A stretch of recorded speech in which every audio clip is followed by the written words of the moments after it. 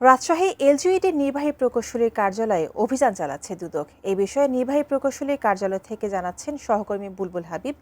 বুলবুল, দুদক যে সেখানে অভিযান চালাচ্ছে তারা মূলত কোন অভিযোগের ভিত্তিতে সেখানে অভিযান চালাচ্ছে এবং অভিযান চালিয়ে তারা আসলে কি পেয়েছে বা কি পাচ্ছে সেখানে?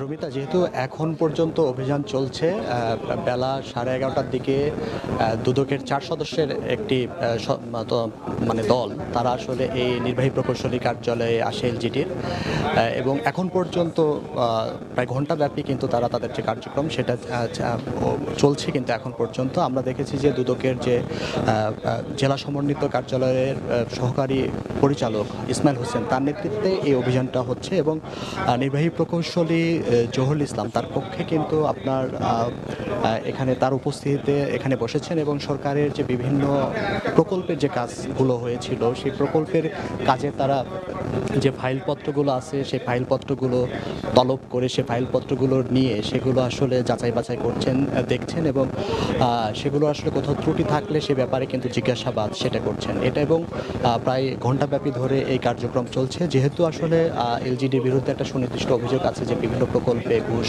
গ্রহণ, আপনার অনিয়ম, দুর্নীতি, স্বেচ্ছাচারিতার এই অভিযোগগুলো যেহেতু রয়েছে, সেই অভিযোগের প্রেক্ষিতে কিন্তু দুদক এই অভিযান চালিয়েছে। তারপরও আমরা একটু যিনি এখানকার প্রধান একটু কথা বলবো, সহকারী পরিচালক রয়েছেন ইসমাইল হোসেন। আমরা একটু যদি বলেন যে আপনাদের এই যে অভিযান চলছে, অভিযানে এখন পর্যন্ত কি পেয়েছেন?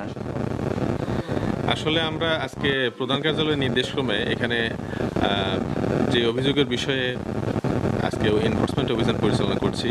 অভিযোগের মূল বিষয়, এখানে প্রত্যেকটা প্রকল্পে বিল দেওয়ার ক্ষেত্রে নির্দিষ্ট পরিমাণ কমিশন অর্থাৎ ঘুষ নিয়ে তারপর বিল দেওয়া হয়।